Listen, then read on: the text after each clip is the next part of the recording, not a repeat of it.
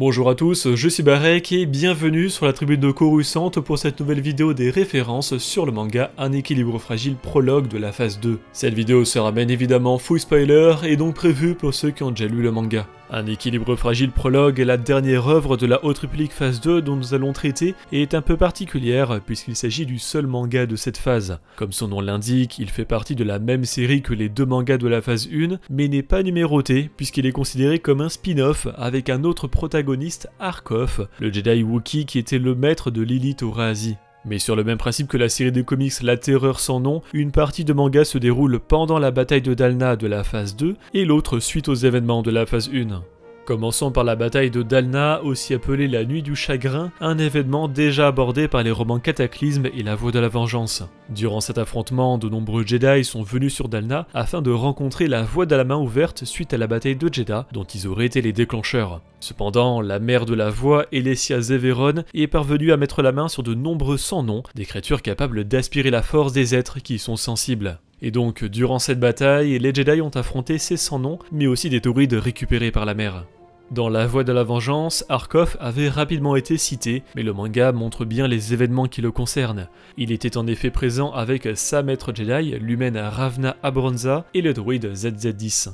Mais parmi les membres de la Voix de la Main Ouverte, ou plutôt la Voix du Poing Fermé à ce stade, un membre est assez particulier, il s'agit d'un Arc du nom de Vol-Garat. Les Arcs proviennent de The Clone Wars avec l'amiral Trench de la Confédération des Systèmes Indépendants et quelque chose qui caractérise ce personnage et qu'il est difficile à tuer. La première fois qu'on le rencontre dans la saison 2, l'amiral Yularen dit l'avoir déjà affronté et être sûr de sa mort suite à une bataille au-dessus de Malastar 12 ans avant la guerre des clones. Cependant, Trench a survécu et a combattu la République Galactique lors de la bataille de Christophe VI où il fut encore vaincu en survivant, subissant de lourds dommages physiques.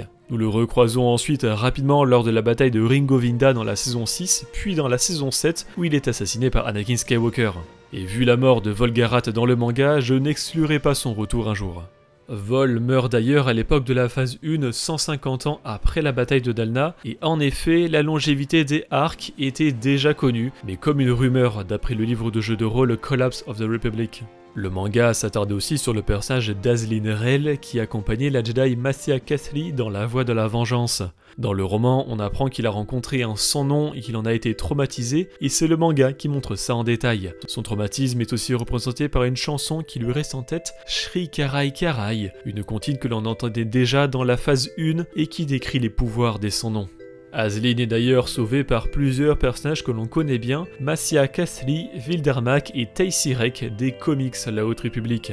Après avoir survécu à une nouvelle attaque de Vol-Garat alors qu'il était au grand centre médical de la République, le lieu où la première armure de Dark Vador a été confectionnée, Azlyn est envoyée au monastère de Grava pour y être soignée, un lieu apparu pour la première fois dans le roman Barou d'honneur, mais aussi déjà cité dans la Haute République, puisque Terra Sinube parle de l'asile de Grava dans les comics La Haute République Les Aventures de la phase 2, toutes des œuvres du même auteur, Daniel José Holder.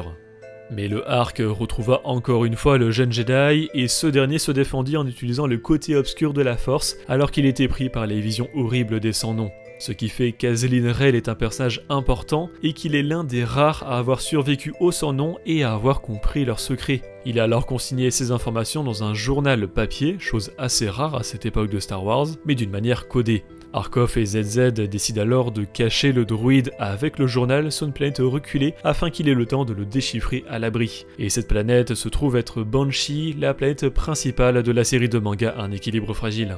De retour dans le présent, à l'époque de la phase 1, Vol-Garat est devenu un chasseur de primes au service d'Enil, évidemment dirigé par Mark Yonro. L'œil d'Enil avait besoin du Arc pour retrouver l'emplacement du journal d'Azlyn et une fois fait, il utilisa un vaisseau particulier pour forer le sol, le Squall Spider. Ce croiseur Nihil en forme d'araignée avait été aperçu au tout début de la Haute République lors de l'attaque de Tribant 4 dans les comics La Haute République Les Aventures de la phase 1. Mais avant que Vol-Garat ne s'empare de ZZ-10 et du journal d'Azlyn Rel, Arkoff tua le chasseur de primes, rapidement suivi de Sav Malgan, la Jedi Kyuzo des comics Aventure qui avait justement participé à la bataille de Banshee dans le tome 2 d'Un équilibre fragile. En complément de cette vidéo, je vous invite à voir ou revoir la critique que nous avons faite du manga sur Twitch et qui est disponible en rediffusion sur notre chaîne YouTube secondaire. Merci d'avoir regardé cette vidéo, j'espère qu'elle vous a plu. Si c'est le cas, n'hésitez pas à laisser un like, à la partager et à vous abonner en activant les notifications si vous voulez pas rater les prochaines vidéos de la tribune de Coruscant. Pour être au courant de l'actualité Star Wars au quotidien, suivez-nous sur Facebook, Instagram et X, et tous les dimanches, nous débriefons de l'actualité sur Twitch lors de notre émission Là-bas dans les étoiles. A bientôt, et que la force soit avec vous.